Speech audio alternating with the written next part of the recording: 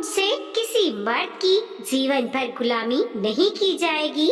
नीलू, मुझे कल एक मीटिंग के सिलसिले में दिल्ली जाना है। चाहो तो तुम भी साथ चलो। वो तुम अपनी सहेली की शादी में नहीं जा पाई थी ना, सो उससे मिलकर बधाई देती आना।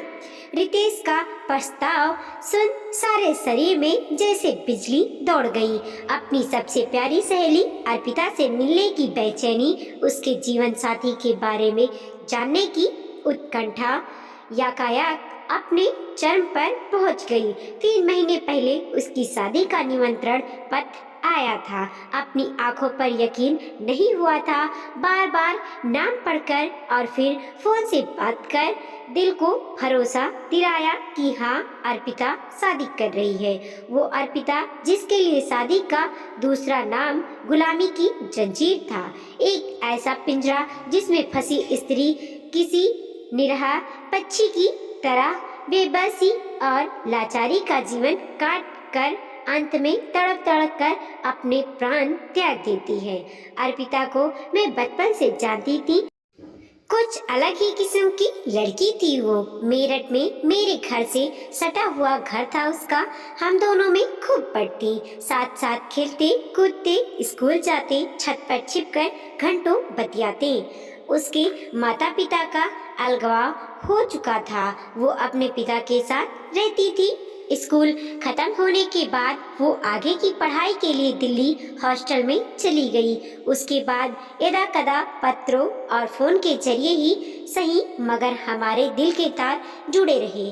मेरा अर्पिता से 3 साल पहले मिलना हुआ था। हमने 2-3 दिन साथ गुजारे थे।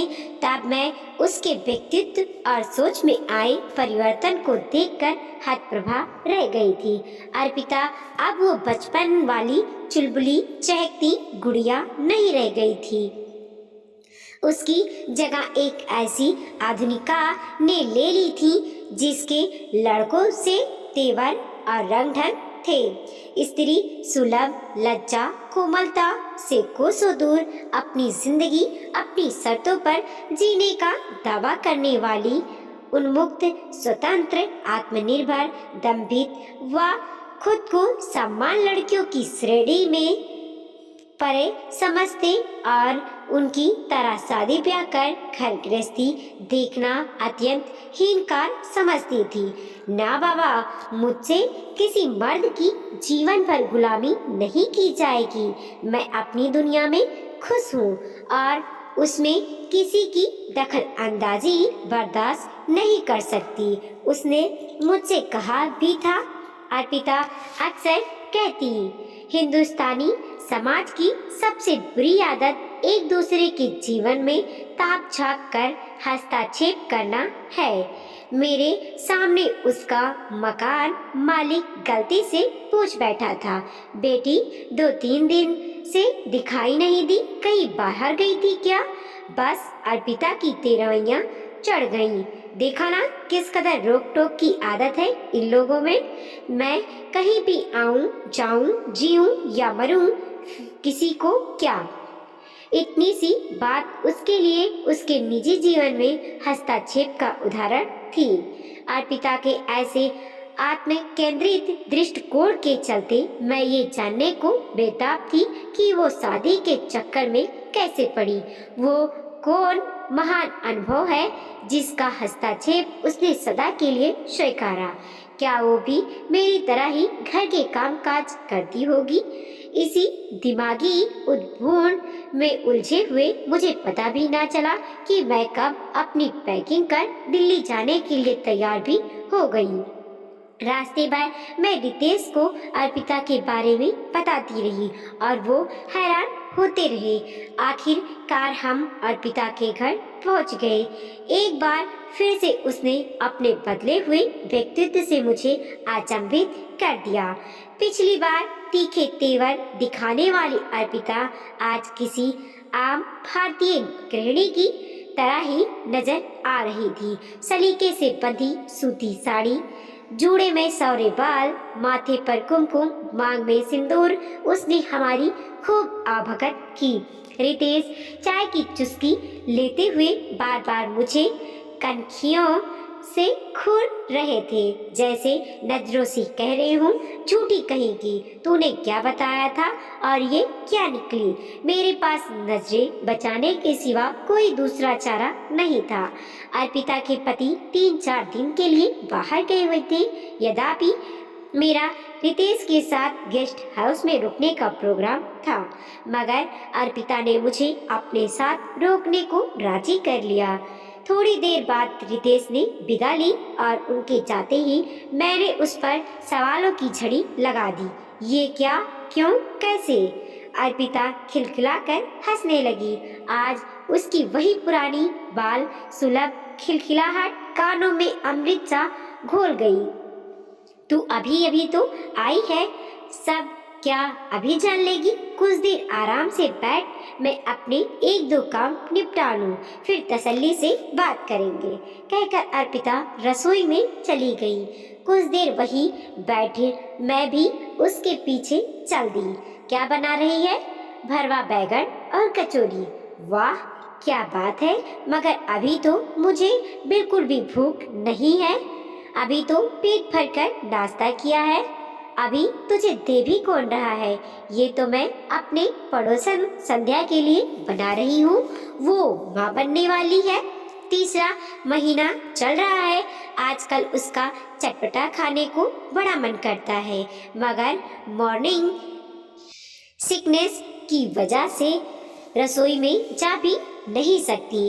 कल बातों बातों में यूं हुई कह रही थी कि भरवा बैगन और कचौरी खाने का बड़ा मन हो रहा है। सोचा आज उसे सरप्राइज देकर खिलाऊं। मुझे एक और झटका लगा।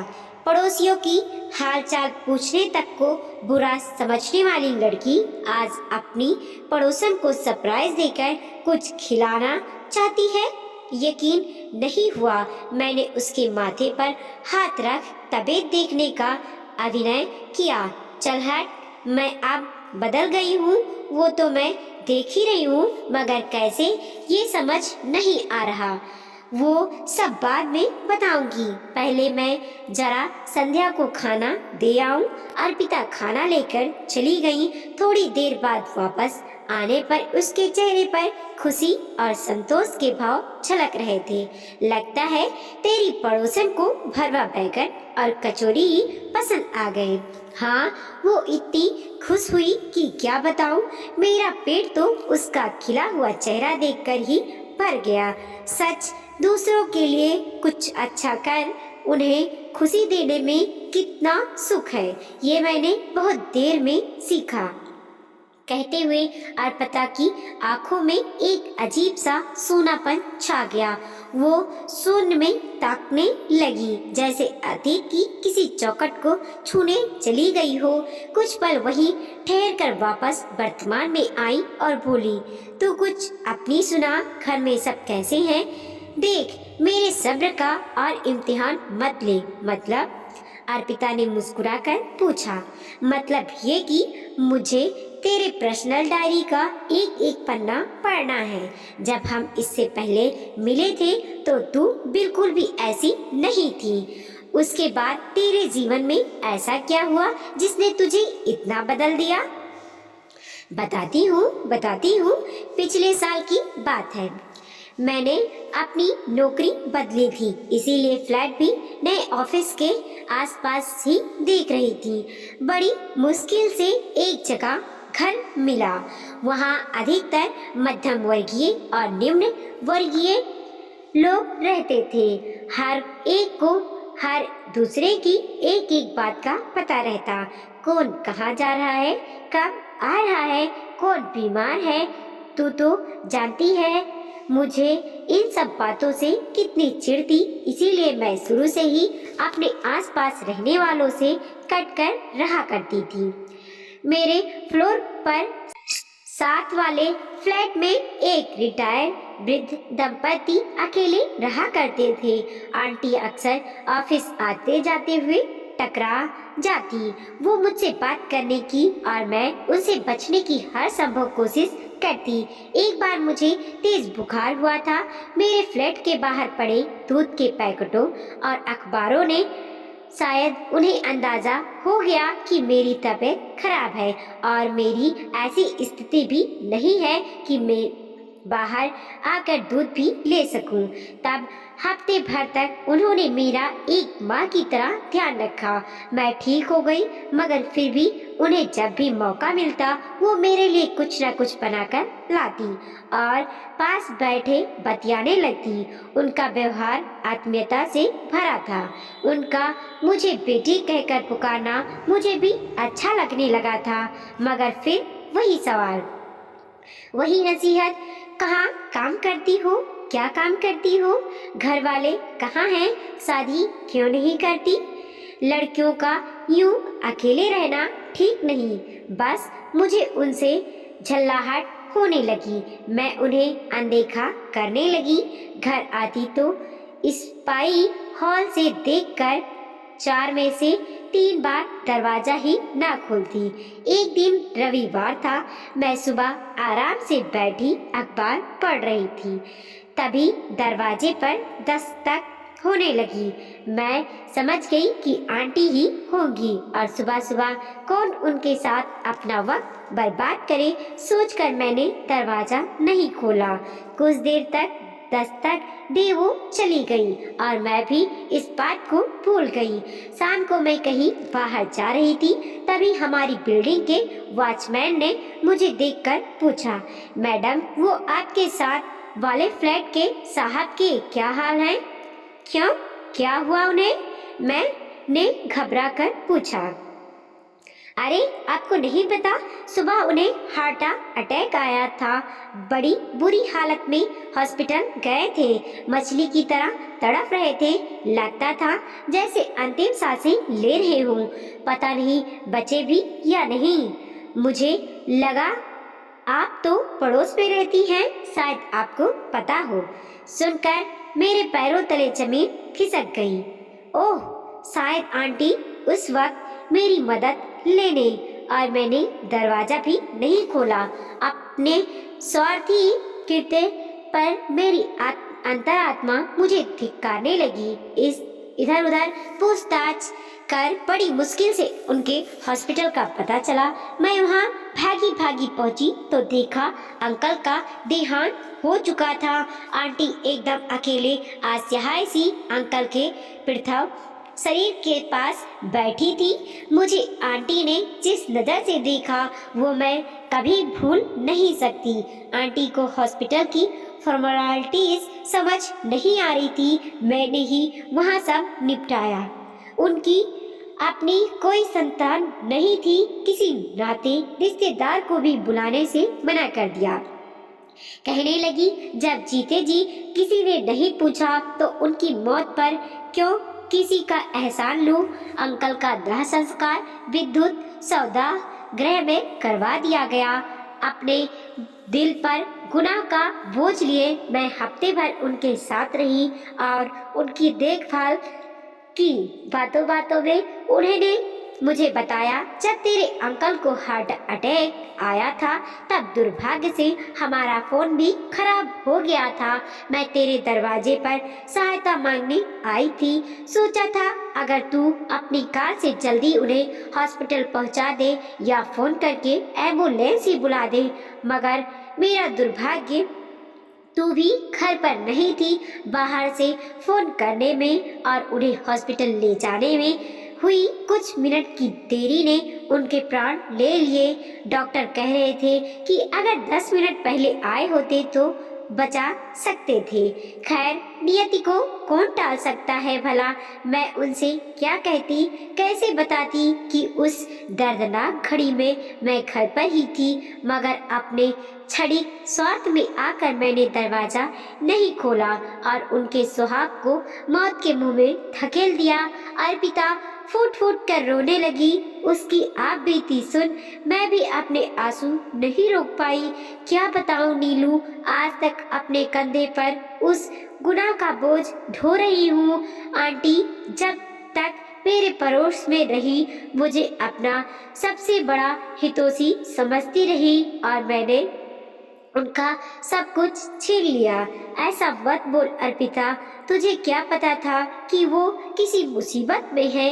इसी बात का तो दुख है नीलू, मुसीबत पहले से बताकर नहीं आती, और जब वो मुझे अपना समझ सहायता लेने आई तो मैंने उन्हें खुद तक पहुंचने का मौका तक नहीं दिया। उस दिन के बाद वो कभी मेरे घर नहीं आई। मेरे दरवाजे पर उनकी वो अंतिम दस्तक आज भी मेरे कानों में गूंजती है। उस दस्तक ने मेरा जीवन के प्रति नजरिया ही बदल दिया। जिन सामाजिक मूल्यों की मैं खिल्ली उड़ाती थी, उनका गहन अर्थ समझ आ गया। धीरे धीरे मैंने अपने आस पड़ोस के लोगों को सम्मान की दृष्टि से देखना शुरू किया और पाया कि एक दूसरे के सुख दुख बांटने से, एक दूसरे के काम आने से कितना रस खुल जाता है जीवन में। उन्हीं दिनों मेरी मुलाकात राज से हुई। मेरे ऑफिस में उनकी नई पोस्टिंग थी। वो शकल सूरत रंग ढंग में साधारण थे, मगर उनके ऊंचे विचारों और सहायता जैसे गुणों ने मुझे बेहद प्रभावित किया। हम करीब आए और फिर हमने शादी कर ली। आज मैं अपनी गृहस्थी और अपने समाज में बेहद सुखी हूँ, मगर आंटी की उस अंतिम दस्तक की फांस दिल में कुछ ऐसी चुभी है कि निकाले नहीं निकलती। मैंने अर्पिता के हाथों को थाम लिया। ये 3-4 दिन कैसे निकले पता ही नहीं चला। हमने जी भर की बातें की, अपने खट्टे मीठे अनुभव बांटे, मगर अर्पिता के दिल में चुभी वो फांस मैं भी नहीं निकाल पाई। वीडियो को लाइक कीजिए, कमेंट कीजिए और अपने दोस्तों के साथ जरूर शेयर कीजिए। चैनल पे नए हैं प्लीज सब्सक्राइब कीजिए और देखते रहिए मोटिवेशनल स्टोरी।